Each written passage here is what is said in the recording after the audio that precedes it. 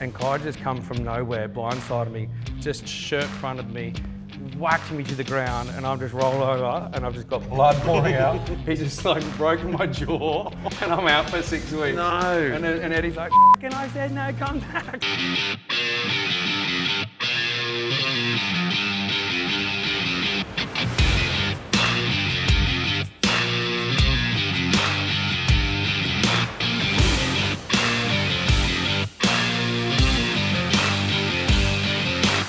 This is the Aussie Rugby Show brought to you by Extra Hop. Stops breaches 84% faster. I'm Louise Ransom, joined as always by Drew Mitchell, Stephen Hoyles, Sean Maloney. Guys, we're at the Union Hotel, the home of Norths. Back on your side of the bridge, Sean Maloney. Yeah, the Bury crew good enough to have us back. Today, though, we're repping North's Pirates Rugby. Yeah, the juniors. The juniors. They play out of Primrose and Tunks Park. Great junior club.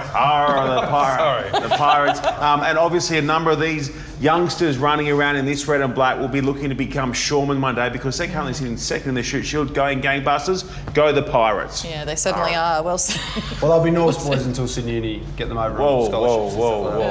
We can't go there. Chat for another day. Yeah, exactly. Okay, guys, let's move on to what got you over the weekend. Hoylesy, what got you? Well, what got me was I think the South Africans are finally tuning in. Rugby's back over there, and they took offence to your last round suggestion for a draft pick with who'd you suggest? I thought, well, the fat redhead would be picked last.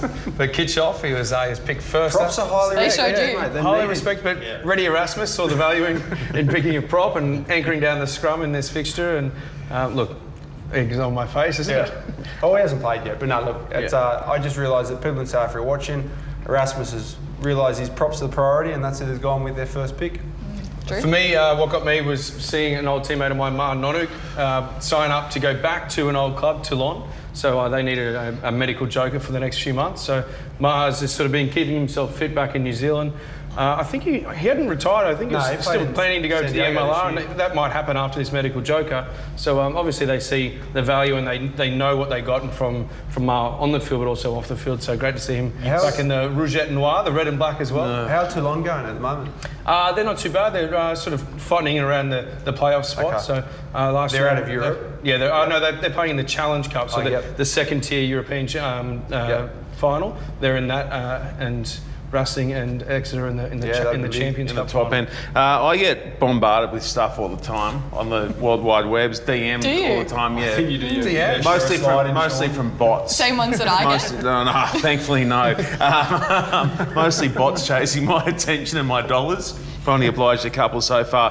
This one, though, lobbed out of the Adelaide Golden Oldies competition just this afternoon. Stevie Clayton banged it through. It's Burnside v Old Coles. You guys will appreciate this.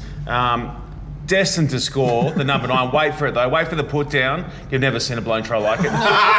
Is it not bad? No, it's no good, Russ. It's no good. Yeah, that's Old Coles v Burnside. Screw in. It's almost something like else. he gets like a leg sweep kick from. But does he sweep himself? Like a ninja Cobra or Kai something. styles. Here, one last thought. That's a poor attempt from the 10. Yeah, but now the put down. 3, 2, 1. Oh, it's slippery. Bit slippy. Yeah. Well, Lou, what have you got? I've got Norths related and Shoot Shield related on the weekend, doing an interview with Tim Metcher, the Souths captain, and just a little in the background, a little dancing going on. There's good vibes at Norths. just feeling it, wasn't he? He can move. Yeah, really quite loose in the warm-up. I was ready to go. It wasn't the first time. It was the only one that was caught on camera. There was a couple of guys from Norths that came up and showed their moves. It looks as though he's a reserve, which probably makes you think that he's played a game of footy beforehand. So keep warm. Maybe he also knows that he's close to one of these and he can just relax a little bit. I like it. New segment for this week, Around the World in 80 Seconds. Sean, what is this all about? Well, it's our global social breakdown recap, essentially. So we're going around the planet, around the world, taking a look at some of the big names across, the world and what they're doing on social. We're going to start it in Christchurch. I got the time. You're such Ready. You're such helpful. a dickhead. All right, here we go. Christchurch. This is Marika Korobedi getting some rays out there. Luke Hahn, not so lucky, no balcony. No, yeah, The only thing you want in lockdown is a balcony. Yeah, you need 100%. that little bit of fresh air outside. But what about Marika's rig? Yeah, He goes all right. Tatey McDermott. Also balcony. Look, it's another thing. Backs get balconies, forwards Yeah. get stuffy windows. What about the forwards? Reckon what's they turned this? up and there was push bikes in there. It's COVID time for Quade Cooper. Keeping it real. Have any That Being is- socially responsible. You've been tested? No, not yet. I have. No, presented no symptoms.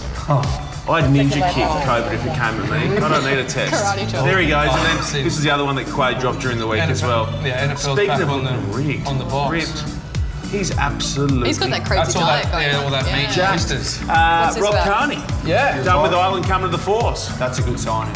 Don't know how many years he's got in it, but like that status. And also, look at the trophies. I don't know how his complexion's going to go in the Western Australian sun. He carries a tan pretty well. This is a great one. Nigel Owens, one day he's refereeing the European Cup semi. Next day, back on the farm with the cows. Davey Dennis, off to the European Cup final. There he is. Right a scream. We all love DD. Davey And Dennis. he's playing against Curly Bill Yeah, in the European KB. final. KB up against Double D. They're very good mates, I think. Probably not He mates. just keeps going, DD. Yeah. God, I love him. Where's he going to end up next year Who against knows? Steve? Who knows? Watch this space. No, look, you know, Dave's got a fair bit of time to go in his footy career. He would have thought he's had 3 or 4 knee recons, but Exeter, like, they've won everything in the last 3 or 4 years. They haven't won Europe, like, this is their first time they've gone deep into Europe, so... I mean, I've heard whispers he might be wearing a Giltini's jersey. Have you next heard year. that rumour? Have you? Oh, there's been a lot of rumours about Giltini. Everyone's playing the Giltennies. Lou will be starting 10. Correct. Corabetti, you got a funny story about him? It's the best. So Marika, we were doing a shoot with the host broadcaster a couple of years back, and the whole setup for this seg was, what noise does a chicken make? So we've got all the Wallabies there, and they're having some fun with that. You know, Stop as you- standing chicken. And then Marika came out with... Marika sits down. Marika, what noise does a chicken make? And he sits there for ages and kind of scratches his big beard, and he goes, oi, oi, oi! Any question him? Okay, what? Apparently, he's from back home in Fiji, he's actually got chickens and stuff around his village. Like, how does he not listen to them all? Maybe they do that over there in Fiji. Maybe they're fast twitch chickens in running away, going, oi, oi. just running through 45 chickens at the other side of the chicken end. Oh, Marika is special. I love him. He's good. Okay, moving on. Big stories, and gee, there's some good ones this week, all centred around the Rugby Championship, of course. So, guys, last week, Rugby Australia and SANZAAR held a press conference in Sydney to say that the draw was set in place, everything was good to go ahead. 7 minutes after they've held this news conference, New Zealand Rugby Union send out a statement and say, no, we didn't agree to all of this. What was your take on that? So you're saying New Zealand is 7 minutes behind Australia? Is that what you're, I'm not sure where you're going with this, Lou. You love bashing the Only Kiwis. 7 minutes. Oh, look, it's typical of what's happened in COVID. There's been so many discussions and disagreements over what the Super Rugby format should look like, how many teams they think we should have. It's just, it is what it is, and thankfully we've got footy coming up next week. It's confusing to actually explain it, but basically the understanding we have is that Australia supported New Zealand on both proposals, and New Zealand have sort of, they wanted us to do a certain thing when the tournament was going to be played over there, and then when the tournament got moved to over here, they weren't prepared to do the exact same thing. So it's all about trying to get the All Blacks home for Christmas with their families, which we totally get, but you can't put that in front of player safety, and the South Africans and the Argentinians are coming off next to no rugby to jump into test match footy. So there has to be adequate time in between games for them to play test matches. I don't really have an opinion on this because I think it's so Yeah. f***ing draining. Like, to be honest, like so many rugby us what you really supporters, think. there's so many rugby supporters like me, and I love the game. I want to know what's going on, but just tune out because it's all just played out and it's toing and froing and it's they said this, they said that. Like, It's about one thing the pandemic's shown us is you can get on a effing Zoom call and get in front of each other, have a chat, iron it out. Don't 7 minutes after a press release come out and say something, then have them come back. Like, just iron it out. We don't need to hear that. Get everyone on the same page, and then release it, and then announce it, and then just let the boys play. It's typical of rugby, though. It's just too much. It is a really bad look on the game when everything gets played out in the public. Yeah. Like, this could have been sorted out with anyone knowing. Like, don't make public statements and don't announce things unless everyone's signed off on them. Just get your shit together so the game doesn't look like it's at amateur status at suit level, and that's a shame because it's got nothing to do with the players. Yeah, the players are the ones that would honestly, hand on heart, say, I don't care where I play, just let me play rugby for my country. The cynic in me also thought that maybe it moves the story along a little bit from the fact that New Zealand actually lost the sort of right to host the Rugby Championship as well. It sort of took the focus off all of that and moved it on now to another issue. Yeah, perhaps a little tactical play, a bit of deflection, but I mean, either way, like, unfortunately we're talking about this and not what's going on in camp and all that sort of stuff. You know, there's so many great storylines going into this Rugby Championship that we could be talking about, but unfortunately there's a couple of guys in suits that want us to be talking about them, and they've made a point of it. And surely this is a win for RA over NZRU. Yeah, it's 1-0 in the Bledders already. I was going to say, we should call it We've got off. one hand on the cup. Let's just call it off. Jeez, Our one-test series. And ours to lose. Our management team just got it sorted. Off the back of all the drama around Super Rugby and them only wanting 2 teams and all that sort of stuff, it kind of feels like there's some subterfuge going, you know what? Yeah, and there's new administration over there, like Steve Tew's resigned and it's Robinson, new CEO, and Rob Clark's doing it. So it's always a bit of a power play of, you know, who gets to sort of puff their chest a little bit, but you know, I just can't wait for the games to start. Yeah, I'm with you too. Well, one good thing leading into that is they've started playing rugby in South Africa, which is a great thing with the Springboks heading over here. Exciting for them that they've actually got back on the field now and starting to get some hit-outs. Yeah, they've left their run a little bit late, but they have to because of the situation with COVID over there. It's a good thing they're playing. Look, it isn't ideal, but the fact is they're the world champions. Depth has never been an issue for them. I'm not sure what the status is with the players based in Europe, but I'm thinking they're going to get access to the ones they need. But if they don't, the thing we've always spoken about South Africa, like you've seen a whole heap of their sevens are now back in Super 15 or Super Rugby program, so they've still got a very talented bunch to pick from. Yeah, I mean, in terms of those players from overseas, a lot of them will be involved in some of these finals that are coming up, so we might see them, but perhaps at a later date in the Rugby Championship. But like you say, they have got plenty of depth. I mean, just some of the new guys that have come through in the highlights I've seen over the weekend from South Africa. There is some genuine gas in South Africa. Yeah, lightning. They're outside backs. I mean, they've Mapimpi and Kose and all these guys are, you know, they're electric already. But then some of these new guys coming through, you just think, geez, Rapid. It's going to be tough. Rapid. Another spicy element to the Rugby Championship. Michael Cheika joining the Argentinian coaching staff, linking up with his good mate Mario Ledesma. What did you make of that, Hoylesy? Yeah, I wasn't surprised. I remember after the 2015 World Cup when, before Michael had re-signed with the Wallabies, there was talk of him going to Argentina. As a head coach. Yeah. I think this is a fair while ago, but he's always been a big city person. Like, he loved Leinster, he's in Paris. I know he's come out and said at certain times that he probably never thought he'd coach against his team, but he's a professional coach, and it's very difficult. If you want to coach international level again, you're going to have to coach against the Wallabies. That's the world we live in. So I think it'd be good for them. I think, I think he speaks the language. He's very close to Mario. There's no one out there at the moment that would have a better understanding of the Wallaby squad than Michael Cheika, having coached them for the last number of seasons. But also, he's got a really good working relationship with Mario Ledesma. They, Stade Francais, Waratahs and Wallabies. They know that they work well together, and so they'll be able to take that on into the Argentinian setup. Maybe the other thing that will help the Argentinians as well is the fact that they've been stale for the last couple of years at Test. They always saw it through World Cup as well, because they've had that crossover from Super in a Test. There wasn't much variation. They probably weren't at their best, maybe with that new voice in there, new ideas. You two know it better than Lou and I do, but just to spark them and perhaps trigger them, they might actually ask some real questions through the Rugby Championship. It's funny, they've always been really successful. Well, they've really performed well at World Cup, so they're at 7, 11, 15, they perform well. It was almost after when they went and spent so much time together in Super Rugby. 100%. They got their Super Rugby side of things right. We know the Jaguares made a final, and a couple of years against the Crusaders, they lost that final. But then at Test Rugby, they probably played out a little bit. Maybe it was through fatigue or lack of variety, because they've been together for so long. So again, them coming together in a short period of time, they've had a huge amount of problems with COVID. They're a side that I think scare teams, because you don't know what they're so unpredictable. They go to New Zealand every year and they push the All Blacks, and it's always down the last 5 minutes. I'll tell you what they do enjoy. They enjoy staying in Coogee. They do, don't they? They really enjoy it. So some people down there should be a little bit scared, because I think we're down at the pavilion, just smashing tins and getting right into it. But they do enjoy the eastern suburbs of That's a hard place not to enjoy. Yeah, well, that's Here true. we go. They're in New South Wales for a couple of months as well, which makes it easy for Michael Where are they gonna Cheika be to based, be involved. I'm not sure, but I know in New South Wales because most of the games are here. So Michael's now had to leave the Roosters bubble to go and join up with the Argentinians, the Pumas. Rory Arnold, injured. Not ideal when people are calling the whole situation of picking 2 players from overseas for the Wallabies squad the Arnold Amendment. Apparently, that's what my producers put in here. You had a good one before. The Arnold Amendment because he broke his arm. Did we have to reuse that? We used it before. We went out. Wasted it, so that's an issue.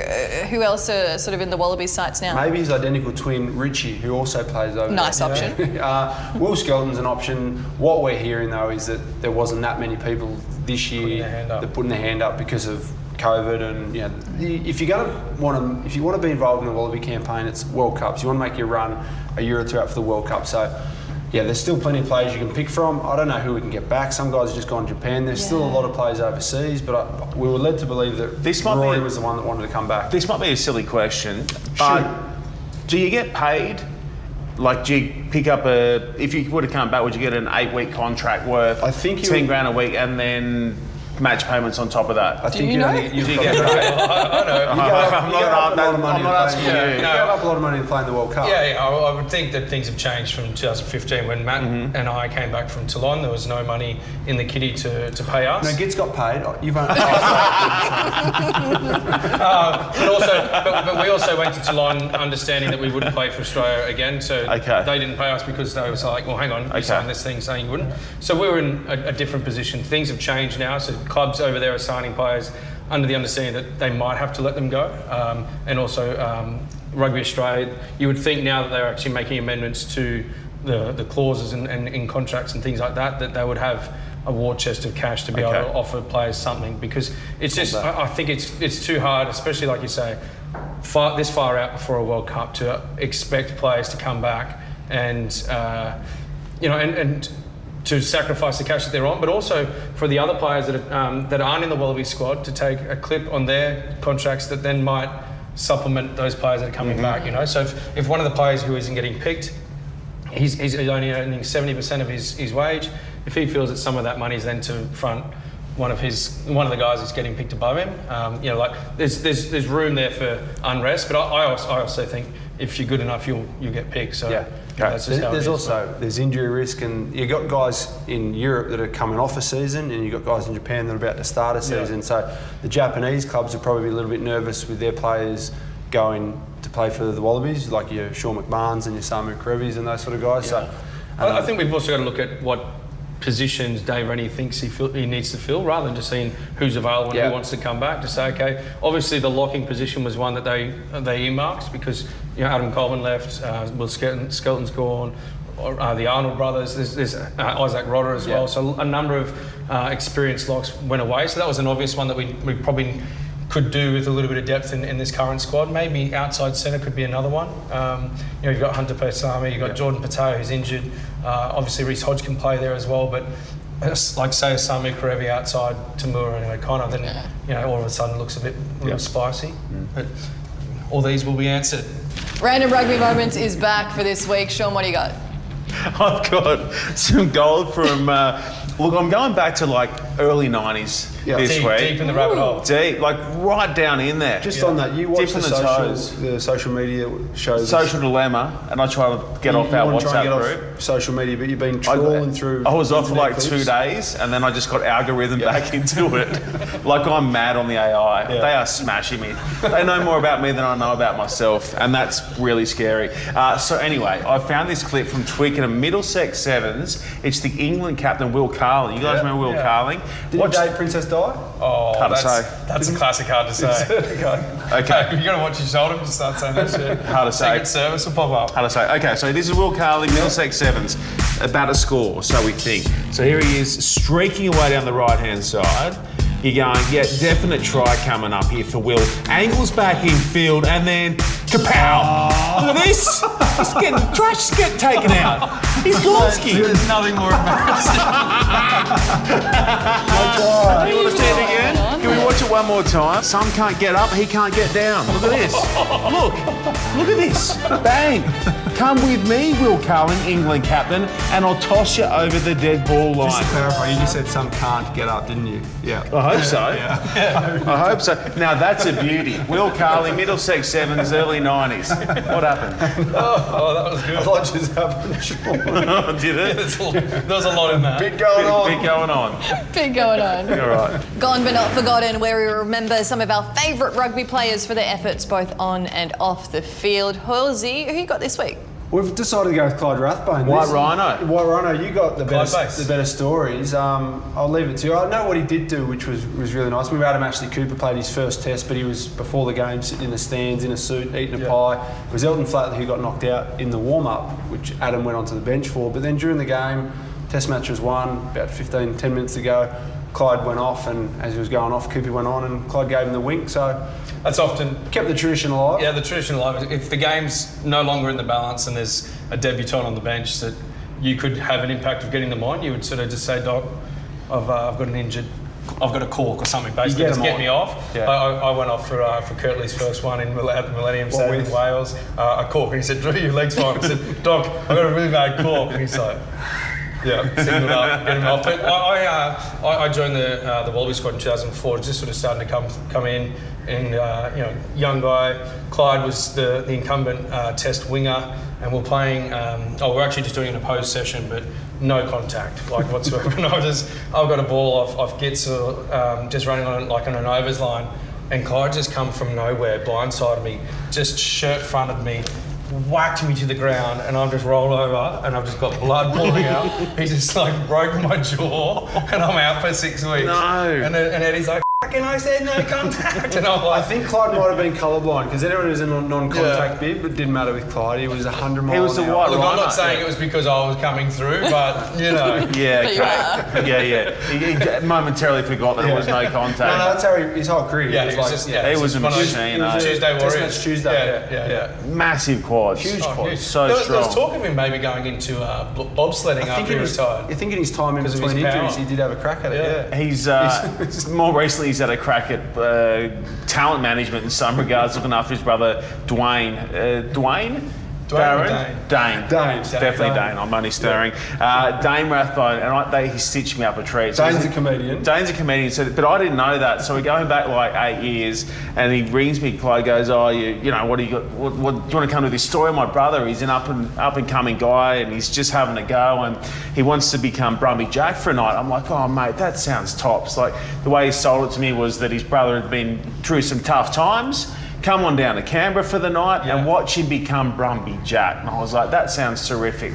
Anyway, so What a feel-good story. I'm like, this is great. And I rock up, I'm like, this bloke's not on the level. Like, there's something just a bit not quite going the right direction with Dano. Sure. Anyway, so we... You say 60, 70 cents in the dollar? Oh, I mean, I don't want to put a number on it. Classic hard to say. So we get out there, and it was a night of big occasion. Like, there was a lot going on. They do the anthem, and there's the anthem, everyone's there. Like, some people are crying. He starts cartwheeling in the Brumby Jack outfit. Right behind it, I'm like, oh, there's something real off about this bloke. He did get warned about behaviour, didn't he? He got warned anyway. So the original Brumby Jack man has let it go for the night. So he is like, he's so nervous. He's pacing. His reputation's on the line. So we get to half time and I interview him like, how's it going, Dave? Oh, we're killing it. We're going so great. I'm like, yeah, terrific. Tragedy unfolds. 2 minutes into the second half, we get out there and he's like high-fiving kids, and all of a sudden, in that bottom right-hand corner at Canberra Stadium, he just stands up and goes, whoa! And I'm talking about the biggest projectile vomit you've ever seen. It's like 3 metres. Through Brumby Jack's mouth. And then he's Then like, the head comes up. and then he's stumbling around, and then he's like on the ground, and it's so traumatic for the kids. Like, kids are screaming behind him. They're like, oh, Brumby Jack's dead. Yeah, someone goes down, someone put him down, he's done. And it's the kids screaming, it's all going on, it's so bad. And then he's like stumbling around on one hoof, and he's like, And then the film crew has to like assist him and pull him up and drag him back into the sheds. And I get in, I get in there and he's got like the white, like this. He's wearing a women's white singlet. Like a brassiere on or something. He's wearing a brassiere, and he's like that. And I'm like, oh mate, are you okay? Then Clyde comes in and Clyde goes, Clyde had played, hadn't he? yeah, he was injured at the time. Okay. So Clyde, and I'd interviewed Poey and all those guys. They were like, oh no, Dane's the best. Anyway, so he's crumpled, you know, covered in spew in a woman's blouse, and then he looks up at Clyde and he goes, I don't know if I'm good for next week, but I should be okay.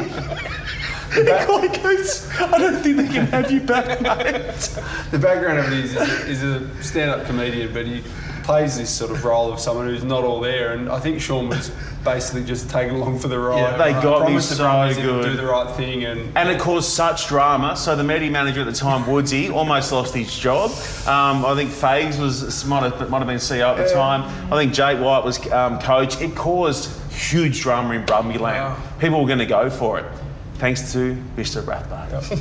Aussie Rugby Show Mailbag time brought to you by Extra Hop. There is plenty around this week. We're going to talk about the Wallabies. Tracky Dacks is the question from Jamie Spragg on Twitter. Are this season's Tracky Dacks the worst looking piece of Wallabies kits ever produced? no, and I'll say that because recently with the Australian Sevens, they were wearing teal as the national colour. I'm a big fan of stock standard green and gold. I'm a traditionalist.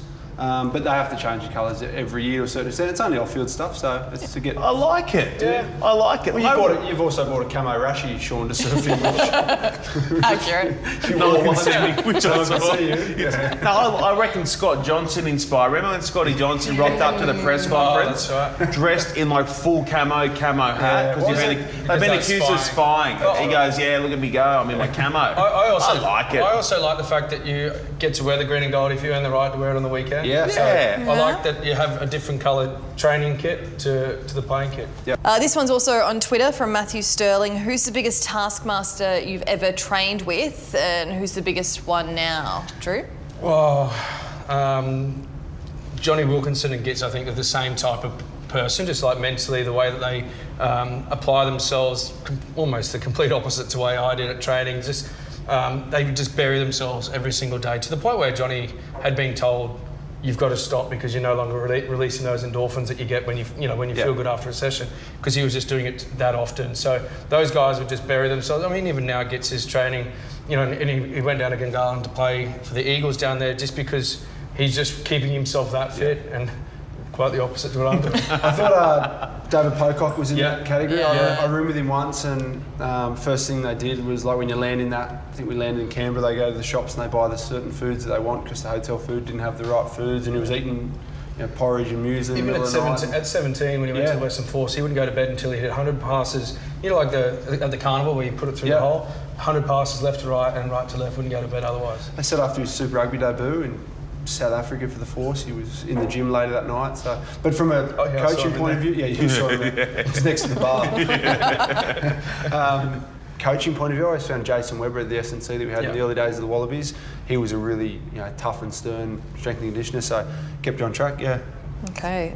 Also, biggest regret in rugby. This is from Big Will on Twitter. He says you can't say losing a Bledisloe Cup, ouch, because there have been a few of those. Okay. Oh, what a wanker. Yeah. I'm not answering the question. Biggest regret? I reckon my biggest regret is not worrying about getting fit, because I was always told to get big and strong, you're not heavy enough, you're not strong enough. So my strength was my ability to get around the park, and with my whole career, not even actually what got me to play professional rugby, I kind of neglected, and because I was always worried about pleasing people to get heavier and stronger, and probably should have just worried about being fit and fast. I got by because that was what I was okay at, but if I could go back and change a few things, that'd be the first thing I'd do. Drew? I don't know, probably just a couple of earlier nights. Maybe Sean? just sneak in before curfew. Well, if we were talking rugby professionally, commentary, I'd probably have to mirror some of Drew's comments. I disagree. Do your best work. Hong Kong without this league. Well, I can't remember where I've been. That's it for the Aussie Rugby Show Mailbag for this week. Thanks to Extra Hop for that. Guys, thanks for your company as well once again. Thanks for your company at home, wherever you're watching or listening. We're a podcast too, so get around that, and we'll see you next time.